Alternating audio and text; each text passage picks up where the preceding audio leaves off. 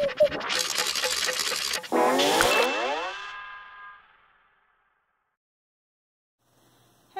नमस्ते। मैं हूँ अल्पना और आज हम जो कहानी सुनने वाले हैं उसका शीर्षक है रास्ते पर पड़ा हुआ पत्थर।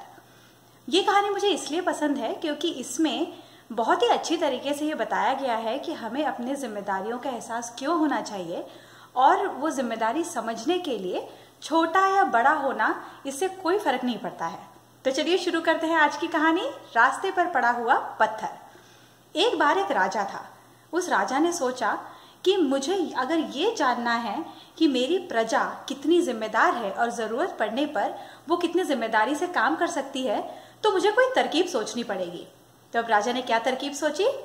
उसने अपने मंत्री से कहकर रास्ते के बीच में एक बड़ा सा पत्थर रख दिया और उस पत्थर के नीचे उसने एक सोने का सिक्का रखा। अब ये ऐसा उसने क्यों किया? क्योंकि जो भी राह चलता हुआ अगर उस पत्थर को देखेगा और अगर वो जिम्मेदार होगा तो वो पत्थर हटाएगा और हटाने के बाद उसको उसके नीचे सोने का सिक्का मिल जाएगा। मंत्रियों से यह कहकर राजा पेड़ के पीछे जाकर छुप गया। उसने देखा कि एक दूध वाला आ रहा है। उसको लगा दूध वाला दूध बेचने के लिए निकला है तो वो काफी ज्यादा सतर्क होगा। वो दूध वाला आया पास में, पत्थर को ना देखते हुए वो टकरा गया और उसका सारा दूध रास्ते पर फैल गया। वो उठ खड़ा हुआ, पत्थर को कोसने लगा। ये कौन मूर्ख है जिसमें रास्ते के बीच में पत्थर रखा है? ये कोई पत्थर रखने की जगह है? पत्थर को कोसते हुए वो निकल गया, लेकिन उसने पत्थर हटाया नहीं। राजा ये सब कुछ पेड़ के पीछे से देख रहा था। फिर उसने देखा कुछ औरतों का झुंड आ रहा है और उनके हाथ में बड़े बड़े पानी से भरे हुए मटके हैं। राजा को लगा शायद उस पत्थर को हटाएं। वो इंतजार करने लगा। वो औरतों का झुंड आया, पत्थर को देखते हुए अनदेखा करके उसके किनारे से निकल गया। राजा बहुत उदास हुआ। उसने सोचा, मेरी प्रजा में ऐसा कोई नहीं है जो जिम्मेदार है। एक इतना बड़ा पत्थर, किसी को ये नहीं लगा कि पत्थर किनारे कर देना चाहिए। उनको नहीं तो दूसरों को उससे तकलीफ हो सकती है। फिर भी राजा खड़ा रहा इस आस में कि शायद कोई आएगा। थोड़ी देर में एक छोटा सा लड़का वहां से गुजरा। उसने उस पत्थर को देखा और उसने उसको हटाने की कोशिश भी की, लेकिन क्योंकि वो पत्थर बहुत भारी था वो उठा नहीं पा रहा था, ना उसको हटा पा रहा था।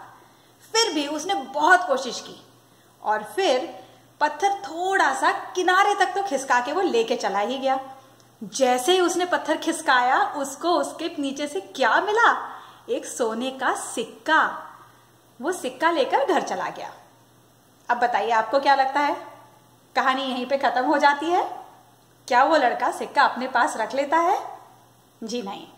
वो दूसरे दिन राजा के पास आता है और कहता है, ये ना कल मुझे वहां पे पड़ा हुआ मिला था। एक पत्थर था रास्ते पे, उसके नीचे सिक्का था।